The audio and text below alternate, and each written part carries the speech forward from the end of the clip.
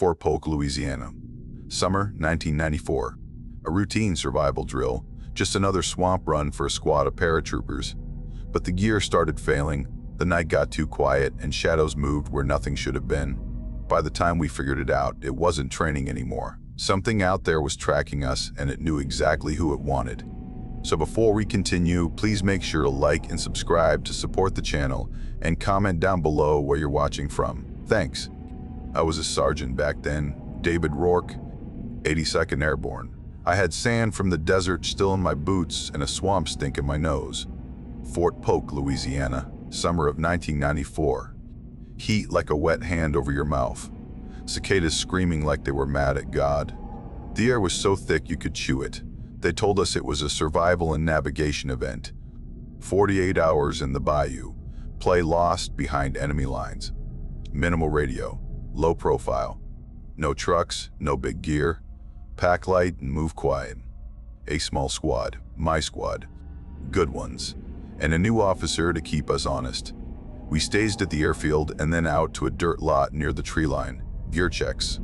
Water, compass, map, meals, a couple of smoke and star flares, one signal panel. Batteries. I kept it simple. We all did. The brief said enemy patrols played by other units would be in the area. The usual head-on-a-swivel stuff. Move by night. Hide by day. Hit a few checkpoints. Get out. Punch your card. Hooah, you pass. We grabbed one last meal in town before stepping off. Little diner with a floor that had seen too many boots and coffee that could clean carbon. Alvarez led us there. Local boy, Cajun. Private Alvarez had that look like he slept in trees and could smell rain hours ahead. Quiet, big-eyed, polite like his grandma raised him right. He talked French to the waitress and she called him petite. He rolled his eyes at that and took it anyway. "Y'all training out in the swamp?" she asked, pouring coffee you could stand a spoon in. 2 days, I said. She made a face. 2 days is 2 days too long, Sergeant. A couple of old men at the counter heard swamp and sniffed like hounds. One turned on his stool. Lean. Ropey. He looked at Alvarez, not me. "You tell your friends to mind themselves," he said. "La Baie du Bayou don't care about stripes." "Hell is La Baie du Bayou?" Tex asked. Corporal Reynolds. We called him Tex because he was, and because he leaned into it. Big belt buckles and bigger mouth. Good gun hand, even better at finding trouble. "The beast," Alvarez muttered. "People tell stories." Another man laughed through 3 missing teeth. "You don't joke about the Rugaroo," he said, tapping the counter for the waitress. "Not if you're going out after dark." Tex clapped his hands. "Well, hell, now we got local monster support." "That's nice. Maybe it'll show us the way to the checkpoints." Doc Granger smiled thin. Private Ellis Granger. We called him Doc because he was our medic. Rational as a ruler. He kept a small laminated card in his pocket with doses written out just in case the brain went sideways in the heat. Desert Storm had sanded the edges off him too. He still said please and thank you even when he stuck you with a needle. But he didn't like swamp talk. Lieutenant Dana King sat stiff in the booth, hands around the mug like it might run off if she loosened up. Brand new. Butter bar. Eager. Eyes sharp. She had that academy posture and a jaw that said she didn't plan on being a joke. I had seen brand new before. Some break fast, some bend. I hoped she would bend. We ate greasy eggs and toast and kept the jokes light. The waitress crossed herself on the sly when she set down Alvarez's plate. He noticed. Said nothing. Just looked out the window at the dark smear of trees. We stepped off at last light. Humidity hugged the trunks and the frogs were loud. We wore face paint that turned to sweat rivers in a minute. Mosquitoes thick enough to chew. The swamp opened up and took us in without a word. Cypress knees like teeth. Water dark and slow. Vines that wanted your neck. The air smelled like mud and old meat and something sweet under that, like rot that learned how to wear perfume. We moved in a file. Quiet. Boots on roots and dry patches, then on boards of old hunter trails, then in black water up to the shins. The radio stays off, I told them. We do it by the book. Checkpoints, pace counts, bearings. The maps were paper and already feeling damp. Compass in my palm, thumb on the dial, tape around the case so it wouldn't click. Alvarez took point, me behind him, then Tex, then Doc, Sanderson, and the rest. Keen moved near the bag, taking it in. She would ask for a quick halt and whisper, "Sergeant, confirm distance to Alpha," and I would whisper back, "About 1 click more, ma'am," and she would nod like she had planned that already. We hit the first checkpoint late, small metal marker on a tree. I punched the card with my little set of hole punches. The bite of the tool felt good. Real. We dropped into a small dry patch under a live oak. Ate cold beans and crackers, drank warm water. Alvarez put a small cloth bag on the ground and counted out small stones. He set them in a circle at his feet. 13. He didn't make a show of it. He didn't look at me. He just did it like he was tying his boot. Tex caught it. "What's with the rocks, swamp ghost?" "Grandmare's thing," Alvarez said, eyes low. "Keeps bad out." Doc raised a brow. "Like a cant charm?" "Like a door," Alvarez said. "So it knows you know." Keen smiled, a teacher smile. "We'll let everyone practice whatever helps," she said. "As long as the rocks don't weigh more than the radio." I let them laugh a little, then I cut it off. We move again in 10, lights out. Keep it tight. Normal stuff. Sweat, mud, piss in the bushes, polite cussing. The only weird then was how loud the cicadas got. Then how they stopped all at once when we stepped back on the trail. Like somebody pressed pause on the world. It was a small thing, enough to make the hair on the arms say hello. We pushed deeper. The dark slid in early. The swamp makes its own hours. Night vision went on once we lost the last of the sky's glow. My goggles flickered. Not dead, but a little nervous. I pulled them up, wiped the lenses with my shirt, settled them back. The green world came back, grainy and full of ghosts. I told my head to shut up. Just another night, just another place that does not care about you. "Sergeant," Keen whispered at one point, voice careful. "How's your gut?" "Hot and wet," I said. "Perfect," she breathed a laugh. The kind of tiny laugh you let out when you're new and the old dogs say something that sounds like a joke and maybe a warning.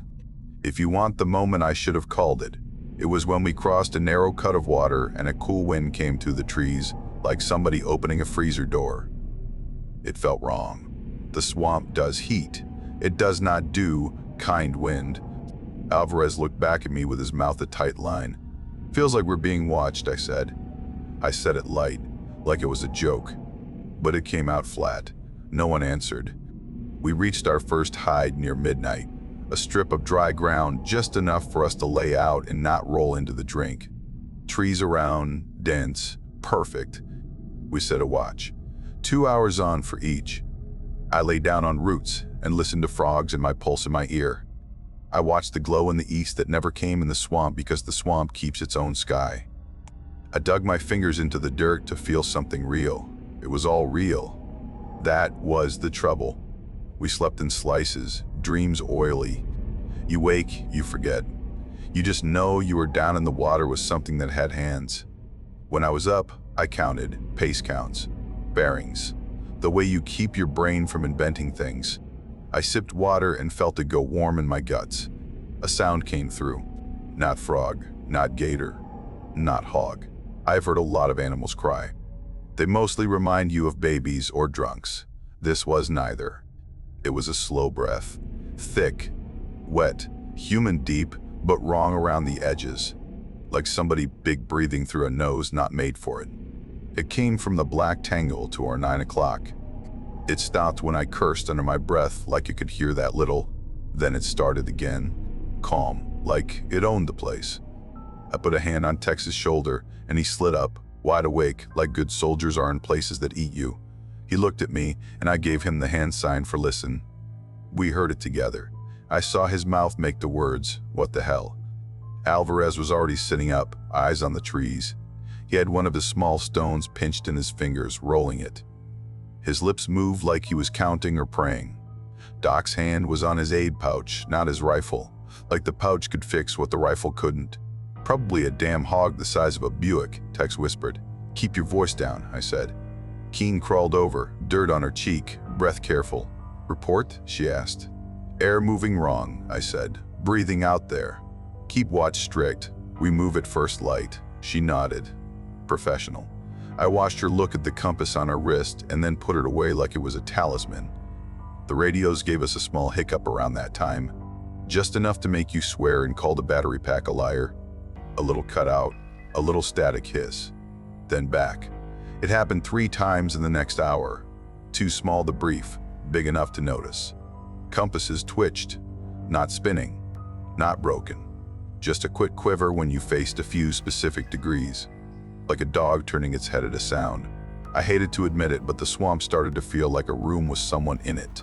You ever roll into a bar and the air changes because the wrong person is there? Same thing. You tell yourself it's just you being a mammal. It's just the brain that learned to check the bush for eyes when it lived in caves.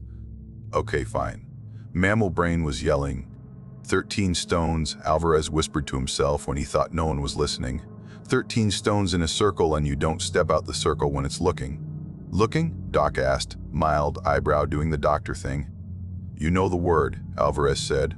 Rugaroo. You doing this to yourself, I said, not unkind. Save folklore for the fire pit back at the barracks. He nodded, but he did not stop rolling that stone. We moved again before dawn. The sky was a bruise. The cicadas started and stopped like a bad radio. The frogs acted like nothing mattered at all. We slid single file, boots quiet where we could, water up to knees, sometimes thighs. The swamp sucked at us. Smelled like hot pennies at one turn, like dead fish at another, like sugar gone rotten at another. Every bend was new and the same. We navigated to checkpoint Delta on the map, line by line. Keen was crisp, kept us on task. She was good with the map. I gave her that. She stopped once and shot a back azimuth, and when I checked her work, it matched mine. She shot me a look like she needed me to see she knew what she was doing. I did. It mattered. When we pulled a short halt on a strip of ground, Alvarez scraped a little circle with his boot and set 13 tiny stones. He put his canteen in the middle like a little altar. Tex made a face but said nothing. Doc squatted next to it and said under his breath, 13 is for bad luck. Why not 14, you nut? 13 keeps it guessing, Alvarez said. If you count wrong, it counts you. Christ, Tex said. Now numbers are after me. Enough, I said. We crossed a slough where the water went cold like a mouth exhaling again. The mist hugged it like a shawl. The trees had strips of fur and skin on them in one stretch. Not much. Like something brushed through and left a little coat behind. Doc touched one piece with a gloved finger and sniffed the glove. He grimaced. Dog, he said. Coyote? Something cannid. Big dog, Tex said. Big something, Doc said. Lieutenant Keene set her jaw. We keep moving, she said. Dawn, we hit Delta. We don't let campfire ghost stories or raccoons slow us. I almost smiled at her calling whatever shed that skin a raccoon. It was the kind of stubborn you want from an officer until it gets you hurt. We made Delta as the sky went pale. A tacked tin disc on a post, half swallowed by vines. I punched the card. Everyone took 15. Boots off, ring socks, dry feet, powder, new socks. Tex propped his rifle and lit a cigarette like the poster boy for bad choices. I let him have 2 drags, then made him snuff it. The smoke hung low. The world was gray. The fog turned the trees into paper cutouts. For a second, I felt like we were all in a snow globe. Somebody shook and forgot to put down. I don't like it, I said. Not to anyone, just to the dirt. The dirt did not answer. It very rarely does. We found the fishing shack in mid-morning. Alvarez said it would be there before we saw it. You smell it? He asked. He wrinkled his nose. Like low tide and pennies. We came on it through a stand of cypress. Crooked boards on stilts, roof half caved, dock teeth rotted out. Nets hung in tatters like old skin. A mullet skittered in the shallows below, scales flashing like a bad mirror. The door hung open. It moved on a swollen hinge and made a sound like a man clearing his throat. Eyes, I said. We go slow. We cleared it like we clear everything. Angles, hand signals, then push. The floor complained under us. There were 3 rooms, if you could call them rooms. A front with a sink and a table, then a narrow bunk room, then a little backspace where somebody once cleaned fish in their sins. The sink had a rust ring and black water. The table had a coffee can where somebody dropped nails until they stopped. The bunk smelled like feet and mildew. The back room smelled like the inside of a raw throat. Doc pointed at the planks near the back. Dark streaks. Not wet now. Old, but not old. Dried blood. You could see the brown starbursts where drops hit and spread. The boards were scarred like claws had worried them. I put my palm against one and felt the grooves. Deep, more than an angry raccoon. Deeper than a knife, unless the hand on it had a reason and too much time. The air tasted like copper and old sun. Someone got hurt here, Doc said. Bad. Maybe a hog. Could be a hog. No hoof marks, Alvarez said, quiet. No tusk scrapes on the posts. People sometimes hang hogs, Tex said, but his voice had nothing behind it. They bleed 'em. Then where's the hook? Alvarez asked. We stepped out back. The dock had boards missing. Between the gaps, black water like oil. Something moved under it. Not fast, just a roll. A sense. Tex leaned and the dock groaned like it was tired of him and all of us and this whole idea. We cut a line a little upriver from the shack and found the boar, or what was left of it. It lay in the shallow reeds, half on its side. The hide was peeled back like a shirt. The ribs were snapped outward like a man had pulled them with both hands and not gotten tired, and then snapped them again like twigs. The lungs were gone. The stomach was gone. It was precise. Not neat, just intentional. Like someone who knew meat had been at it. Doc squatted and stayed there longer than he should. He was trying to make it be a thing he understood. That was his way. He touched the snapped rib and winced. Twisted, he said. Not cut. Not chewed. Twisted out. That's a lot of force. Gator could do that if it rolled, Tex said. He wanted it to be a gator so bad I could smell it. Then where are the drag marks? Alvarez said. Where the tail and belly went, where the claw marks went. This thing wasn't rolled. It was opened. Keene put a hand to her mouth for a second, then put it down like she remembered who she was in front of. We got to keep moving, she said, and her voice was steady again. We marked this on the map in case the cadre want it later.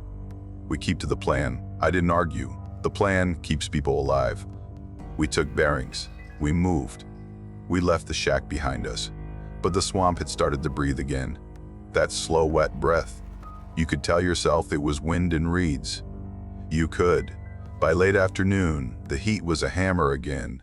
We sweated, and the salt burned the skin raw where the gear rubbed. The bugs came like a curtain you had to push through with your face. We took a knee in a small rise with some brush around it and ate. The meals were slick and tasted like the inside of a battery. We ate them anyway. You don't eat because you want to. You eat because there is a next thing to do and you need to do it. Big gator, Tex said again. He made it a joke every time, like hitting a bruise to see if it still hurt. Nobody laughed. He looked at me, a little desperate. We keep doing the simple things right, I said. That's the whole trick. Night came quick again. We set our tiny camp. I put Sanderson on watch first. Private Sanderson had that lanky kid energy. From Ohio or Iowa, I forget. Good heart. Good heart. He had a quiet way and asked about everything, like he wanted to do it right the first time. He grinned a lot. That stuck with me later. The grin. Night vision flickered again. A quick jitter. My heart banged because that's what hearts do when your one good set of eyes gets cranky. I tapped the housing. It steadied. I breathed. Something crashed slow in the brush to our east. Not close. Not far. Then stopped. Then the same to the west. Then nothing. The silence was a full thing you could hold. The motion sensor we hung on a string line clicked once like it had a tick. I scanned my sector. I saw movement. Up in the trees. Not the branches moving. A shape passing between them. Tall. Too fast for a man in water. Too smooth. I blinked and it was just green grain. I tuned the focus and saw nothing but leaves, and then I caught a leftover shimmer, like heat on a road.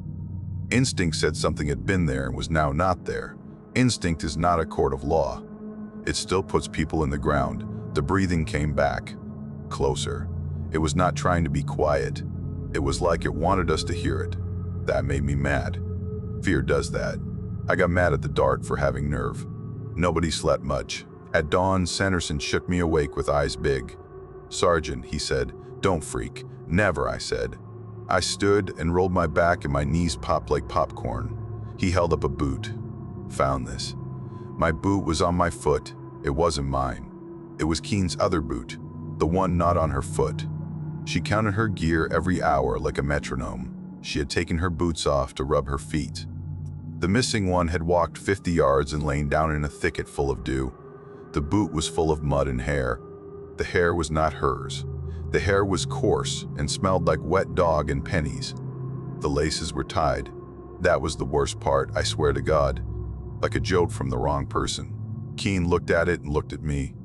Her mouth made a small straight line. She did not say a thing. She put that boot back on after Doc scrubbed it out with his drinking water and a torn shirt. She did it calm. She did it like she was going to win a medal for not screaming. I respected that. We packed and moved, faster now. I did not say push, but I did not have to. Everybody felt the wire getting tight. Second day. Radios crapped out before noon. Not dead, just dead when you needed them. Static, then hiss, then nothing, then a little whisper like a voice talking far away under a blanket, then gone. The antenna cables fell hot through the tape. We did checks. Swapped batteries. Nothing good. The handheld GPS one of the cadre lent us for fun behaved like a drunk. It wandered in circles, showed us on the lake when we were in the trees. Then it said we were in Texas for a minute. Then it went to sleep. 1994 tech. A brick with pretensions. Back to compass and map, I said. We were already there. We tried a flare after a heavy rain burst to test it. Moisture had snuck in. It fizzled. A hiss, a cough, a sad puff, then dead. Another we left sealed. I tucked it deep in my pack like a small promise. The tracks we found looked like a joke someone thought up after too much beer. At first, I thought it was boot. It had the spread of a foot, but the toes were long and had hooks at the tips. Claw points, not like a cat paw, more like fingers that got painted into a bad nightmare. The arch was wrong. The heel dug deep. The stride was too long for a man in water, too even for a big cat. Biped, Doc said. He said it quiet, like the word itself could get you in trouble. Bear? Keen asked because she wanted the world to have bears to tuck this into. Not here, Alvarez said. Not that. Not with that shape. Say it, Tex said to Alvarez, real harsh, like he wanted to punch the idea. Say your swamp dog word. Alvarez didn't smile. Rugaroo, he said. Werewolf, but not the story kind. Old men call it a curse. Thing that hunts in the sugar cane and bayou. Not a fairy tale, a warning. Christ, Tex said. It's a hog, or some big bad dog somebody forgot to feed. Whatever it is, I said, we keep moving. Eyes out. Keep spacing. No hero crap. Nobody had room for jokes then. We hit a mud flat and cut across. Legs sucked.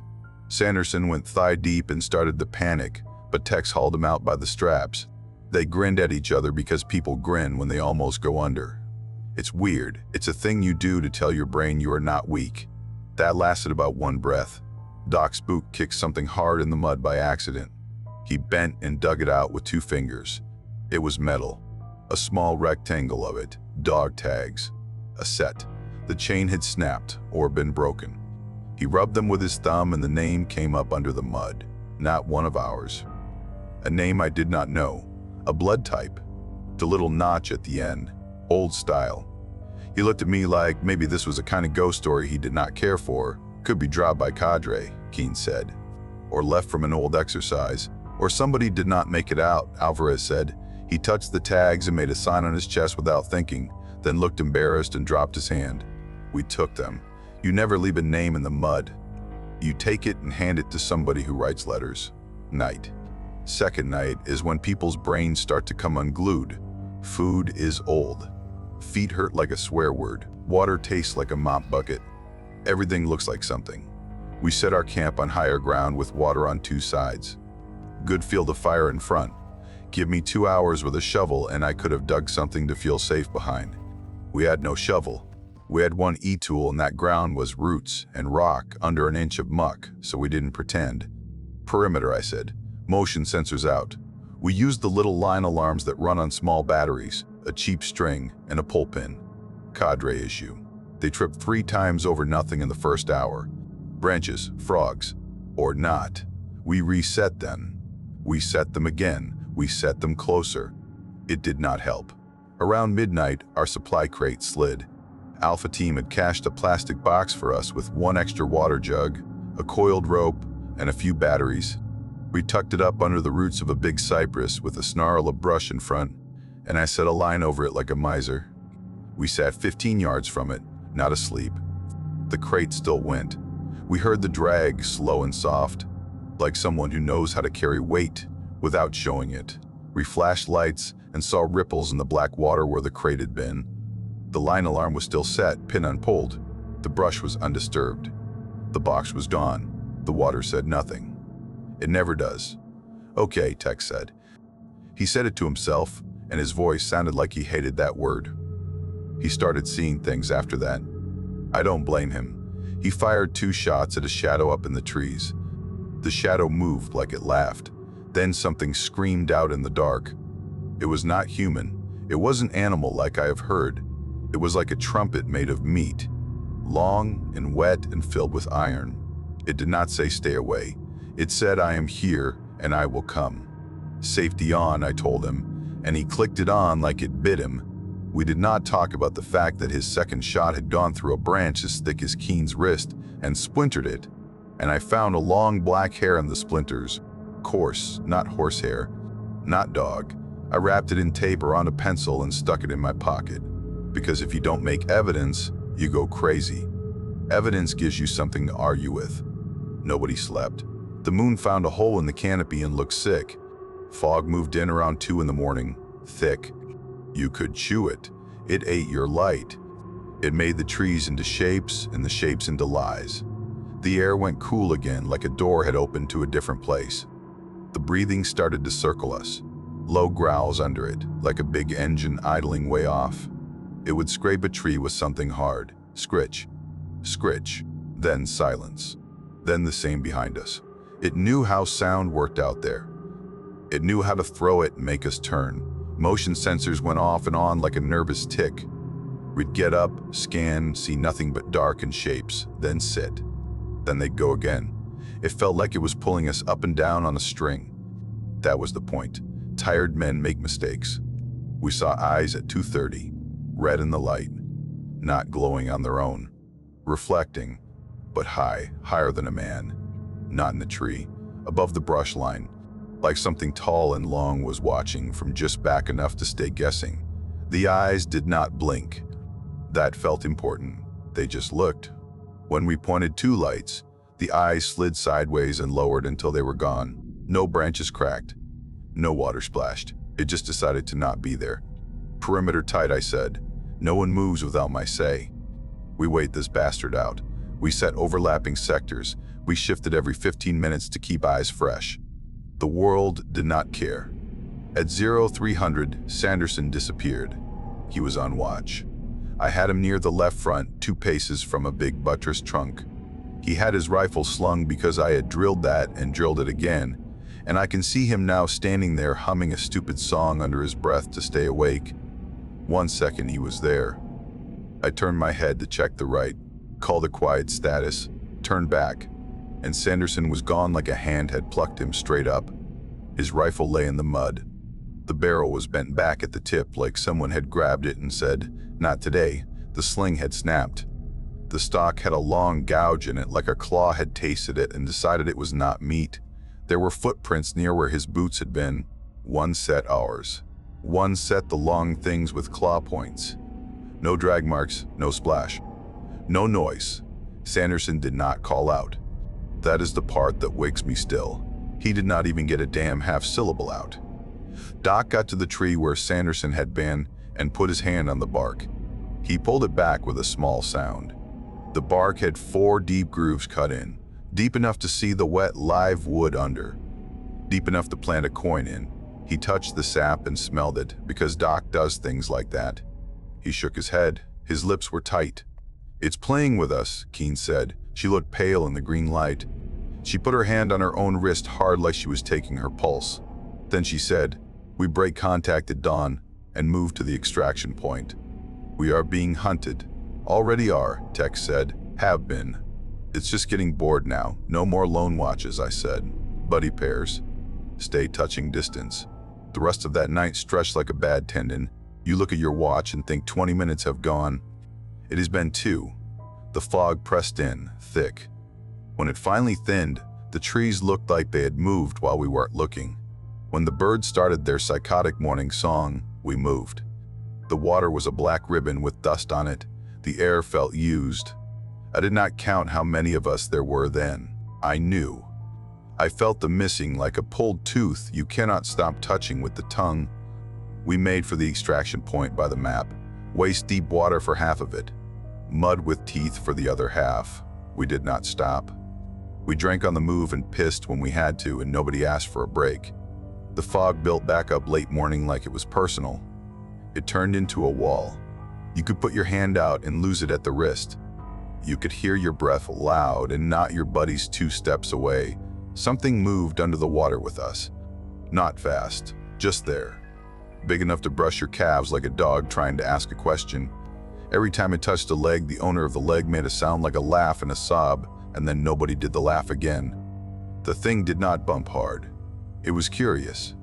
That made it worse. Curiosity is for things with ideas. Stick close, I said. No one gets lost, Keen said right after me, like she could command the swamp itself. I wanted her certainty, like a pill. A splash to our left, another to our right. Not big, not small. Like a hand patting the surface. A frog jumped, then did not land, because something took it midair. I did not see teeth. I saw the space where it should have landed refuse to ripple with the frog's panic. It just sank, neat. Keen's nerves broke hard all at once. She fired 3 rounds at a shape in the fog that looked like a man. The shape did not move. The shape was a stump. Her rounds cut the air and tore a moss curtain and hit water. She slapped her own hand on the rifle like it had betrayed her. "Safe it," I said, even. She did, breathing loud. I wanted to put my hand on her shoulder and did not. There are lines you do not cross, even when the world is crossing, all yours. We found Tex at near dusk. I am leaving out hours of bad in between because those hours were the kind that make the skin on your back feel like a shirt 2 sizes too small. Hours of eyes and trees. Hours of small sounds on the path you want to call squirrels. Hours of motion sensors going off with nothing there and then staying quiet when something strode by heavy in the fog. Tex lay in a low spot near the base of a cypress. He looked like he had sat down to rest and then decided to sleep. His eyes were open. He had that look like he had just thought of a joke and wanted to tell me. His throat was shredded, not cut. Torn, ribs showing. The rifle was bent backward over his lap like a piece of rebar, some big machine did not respect. There were long marks on the bark behind him, like fingers that did not care about wood. We stood around him in a loose half circle and nobody said his name. We all knew saying it made it real in a way it already was. Alvarez whispered something in Cajun French. He said it fast like a child under a blanket. The creature answered him. Same tone, like it had chewed the words once and kept the taste. A low noise came out of the trees. It had laughter stuck in it. It was not big, not loud. It was just right there. Move, I said, because you hear a thing like that, and you either run or you curl up and wait to die. We moved. The fog ate the last of the light. The swamp took back all the edges. We lit 2 flares for the first time, not as signal, but as comfort. They hissed and fanned out red and made the mist look like old blood. In the light, something big stood up on a log 20 yards off and watched us. It was tall. Taller than a man by a lot. Shoulders wide. The head, wrong, long. Snout without being a dog's snout. Fur wet and hanging in strings. Arms a little too long. Hands with claws like ugly knives. It did not snarl. It looked at us like a school teacher who already knew we had failed. "Jesus," Doc said. He said it like he was calling attendance. It stepped sideways once and disappeared in a way that was not possible. A thing that size does not vanish. But the fog took it, and the swamp made room for it like it was an old friend coming home. The sound of it moving came from behind us a second later. Shallow splashes. A brush of reeds bending. It never came straight on. It never moved too fast. It kept us right in the middle of its patience. We ran, and if you tell me now you would not have, you are either lying or you are dead. We ran through water and hit knees on roots and cussed and tried not to leave anyone behind. You cannot run quiet in a swamp. We sounded like pigs in a trough. We made the noises prey make when they know speed is a better god than silence. Night threw black over fog. It was absolute. The flares died with little sad sighs. We became shape and breath. Alvarez's beads clicked against his rifle in a small counting way. He muttered again in French and in English, mixing. My grandfather said, "Keep 13, don't let it count you." The growl that came next was not big. It was intimate. Right at my ear. I turned and there was nothing but my own breath. We fell back to higher ground on instinct. The trees thinned a little and an old hunting trail cut into a small rise. We saw a cabin through the fog, and for a second it felt like we had seen land from a lifeboat. Old brown logs. A roof with holes, one small window like an eye. The door hung half off, but it was a door, and that meant walls. And walls are ideas as much as boards. We dug in there like rats. We pushed a busted table against the door and threw our packs against that and set 2 lights on either side. The inside smelled like mice and thyme. Old beer cans on the floor, a cracked snakeskin in a corner, a pile of newsprint with dates so old the numbers looked like jokes. We took a second to breathe, like men drowning take a second. Then the thing outside let its claws scratch the walls slow. Down the left wall, then across, then up the right. An air around the house tour, like it was looking for the best place to push. "Do not shoot the walls," I said. "We don't waste bullets on ghosts." It circled twice more and then stopped. The silence after was a wait. "What does it want?" Keen whispered. "Time," Alvarez said, "and one of us." "Not happening," I said. He looked at me then like he had waited to look at me for 2 days, and now it was time. "My grandfather," he said, voice small and the big quiet. "He was Rugaroo once. That's what he told me when I was little. He said he did bad in his life and it found him. A priest broke the curse, said he passed it on if he talked about it. He told me anyway, because he said secrets grow teeth. He said if I ever felt it in my chest or saw it in the water, I should not run. I should shut my mouth and not speak it aloud. I didn't listen. I told y'all its name. I set the stones and I counted and I made it look, and now it is here and it wants me. It knows my blood." "Bullshit," Tex would have said, but he was not there to say it. Doc opened his mouth and then shut it. Keen put her hand on Alvarez's shoulder and pulled it back like the touch burned her. "We get all of us out," I said. "We do not feed anything to anything. It only leaves when it takes one," Alvarez said. "That's what the old men said. It counts heads and takes what is owed. We don't pay monsters," I said. Outside, claws raked the door slow. We all looked. The door held because it was a door, and because we had made it a door. We waited for dawn. Dawn did not come. Time folded up like a bad map. The radio chirped once and then coughed. I pulled the last dry signal flare from my pack and stared at it like a friend I had not appreciated. One flare. One chance to make the sky say hello. "Let me try," Keen said, hand out. She had steadiness back. The kind you get after the panic passes and there is no room left for fear, just blocks to stack. "Not yet," I said. "We hold until we need the whole sky's help." The thing outside tested the walls like a man knocking on watermelons. It tapped here, it tapped there. It put its weight in slow. The logs groaned once, and I put my shoulder into the table like that would fix trees. It snuffed at the gaps in the boards. I could smell it then. Dog and mud and pennies. Heat. A musk that had cypress and meat in it. It made my hairs try to leave. It found the window next, a slow scratch on the glass. The glass was old and wavy and gave us a blurry blackness stuck to it. 2 eyes came to the pane. Red in our light. Close. Too close. You could count the shine in them. They did not blink. I raised my rifle and the barrel shook once, and I told my hands to be men, and then a claw came through the glass with a sound like bones in a fist. It raked the inside wall. The claws left 4 furrows in the old wood so clean they looked like somebody had burned them with a hot iron. Dot breathed like a man about to jump in cold water and then did not.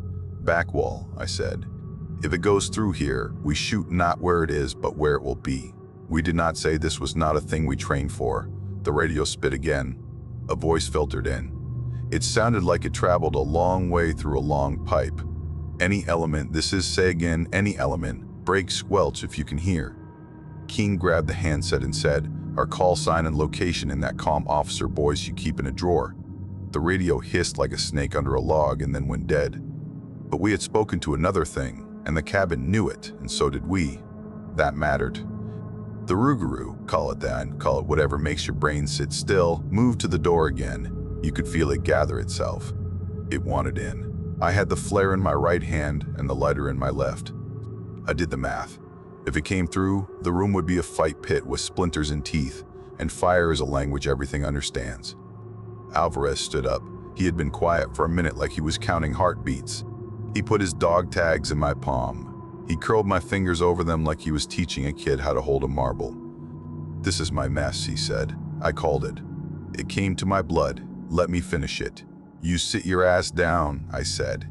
"We are not doing sacrifices in a training area." He looked at me and there was more age on his face than he had earned. "Sergeant," he said, respectfully, "it will keep taking us one by one.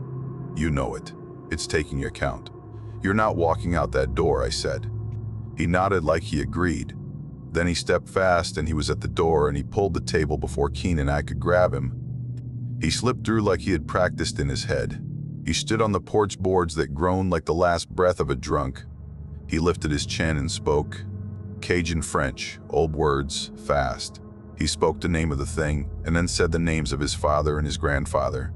And he asked for forgiveness and for a bargain. He was a private making deals with a legend, and I hated that I let him. I moved to drag him back, and the claw came through between us and set a line of fire on the back of my hand. I smelled my own skin and felt the heat from it, and I still think of that little line when I look at the scar. The Rugaroo came fast then, faster than it had moved all night. It lunged in a way that was both on all fours and upright, like a man trying to remember how to run like a man. It hit Alvarez and they went off the porch and into the mud. The sound shook my teeth. Heat, fur, wet. A quick circle of dirt flew up like a dance floor. The thing made a noise like a laugh through a bad throat. Alvarez made a sound like a prayer wrapped around a screen. I raised my rifle and saw nothing but a tangle of limbs and claws and wet black fur and the white of Alvarez's eyes for one flicker. Keen fired. 2 shots. Then 3. She aimed at shapes. She aimed at angles. She did not aim at Alvarez. The thing jerked and turned and put one claw along the post and split it. The roof sagged. Doc threw a light stick and it hit the mud and made a small sick green pool. And in that pool the thing looked at us over Alvarez's shoulder. Its eyes were old. It did not blink. I broke the flare and it hissed and turned the world red. I threw it at the Rugaroo, not like a baseball, more like a bad pitch from a tired arm. The flare landed near its chest. The thing swiped at it like a cat. The phosphorus caught wet fur with a small angry kiss. Then it bloomed. Fire crawled up its chest and danced across its face, and the smell made me gag. It roared then, the first real roar. Not a growl, not a breath. Full voice. The swamp answered with 100 bird wings beating the air, not because they cared, just because noise makes noise. The beast flailed and stepped back into the water. Steam hissed up. The fire did not light the water, and the water did not light the fire, and neither one. The thing's eyes stayed on me and then slid to Alvarez. It put one claw on his chest, not a slash. A weight, like a judge. Alvarez grabbed the claw with both hands and said something in French that sounded like "I forgive you." Then the Rugaroo sank into the dark slow, burning in threads, and then the water took it, and the fire went out like a lie. Silence blew through the trees, one of those big round silences that feels like a bell. We stood not moving, because moving might break whatever this was. My heart beat in my teeth. The mud where they had fought was torn up. Alvarez was not there. No body. No blood in the place you would expect a man to leave it. Just his dog tags in my hand and a little scorch on the porch and claw marks on everything. The cabin smelled like smoke and pennies and victory that had strings attached. "Sergeant," Keen said. Her voice was small. Do we have him? Do we? So we have us," I said. We held the cabin until the sky shifted from black to gray and the fog loosened its jaw. Then we pulled our table away like old men and stepped out. No tracks but ours. No splash but our feet. The Rugaroo had taken itself under like a story going back in the mouth that told it. I put the flare tube back in my pack because I am an idiot, and because soldiers keep things they might need again even when those things are broken. The radio breathed once. A voice got through. It sounded farther away now, not closer, but it was there. The bird found us at first light. Rotors, then wind, then the hoist. No hero shots. Just 3 muddy idiots and a crew chief with a tired stare. We clipped in, up and out. Back at the tent hospital, they scrubbed mud and wrote notes. My hand got 4 butterfly strips. Doc stared through me and kept pressure on it like he needed a job. Keene sat straight and said nothing. We filed the report. Hostile wildlife incident, equipment failure, area unsafe. The captain stamped it classified and moved on. Boxes checked, paper reads the truth. That's how the machine keeps moving. They shut that training grid for a while. Environmental excuse, red ink on the map. Cadre nodded like they'd seen worse. Sanderson's folks got the flag and the words. I wrote my letter by hand, kept it simple. He did his duty. He didn't run. That much was true. Tex got a line at the memorial board and a toast in the barracks. Alvarez got quiet because there was nothing to return. A few months later, I took leave and drove south. No dress uniform, no talk. I went to Alvarez's Bayou because it felt like someone should. Old man outside the store watched me watch the water. We nodded. That was enough. I walked the bank at dusk. Hot air. Mosquitoes doing their thing. No ghosts.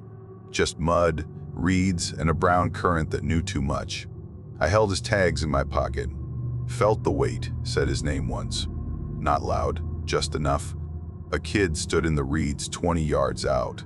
Skinny, barefoot, staring like kids do when they don't have to be anywhere. His eyes caught the light wrong for half a second. That trick eyes do, or not a trick, hard to tell in that hour. He didn't smile, didn't wave. Just eased back into the green and was gone. Leaves closed like a zipper. The bugs went quiet for a beat, then came back mean. That's it. No big ending. No medals for monster hunting. No chaplain speech that fits. We went into the swamp for training. Something old hunted us. We pulled 2 survivors and a stack of lies out of it. The rest is noise. Here's what I keep. The sound of slow breathing in dark trees. The bent rifle. The claw marks deeper than a knife. The one flare that did its job. Keene held together. Doc stayed steady. Tex fought. Sanderson vanished between one breath and the next. Alvarez stepped out and made a choice, so the rest of us had a shot. I don't dress it up. That's what happened. If you ever find yourself working that country, do the simple things right. Count heads. Keep spacing. Keep your boots tied. Don't burn your last flare on nerves. Don't say its name. If something scratches at your walls, you hold. When you get a window, you run. Leave no names in the mud. People ask if it was real. I say this. I have a scar from a thing with 4 claws and a bad attitude. I have dog tags that belong to a good kid who didn't come home. I have a map with a red box the army won't use anymore. Real enough. Sometimes the wind turns cool in hot weather, and I smell pennies and wet dog. I hear that slow breath again. I don't look for eyes in the trees. I don't go back to that grid. I just say a name and keep moving. So that's the end of our video. If you made it this far, make sure to hit like and subscribe. It really helps the channel and it's free. And if you want more terrifying encounters like this one, check out the other videos on screen right now. Thanks for watching and stay safe out there. See you soon.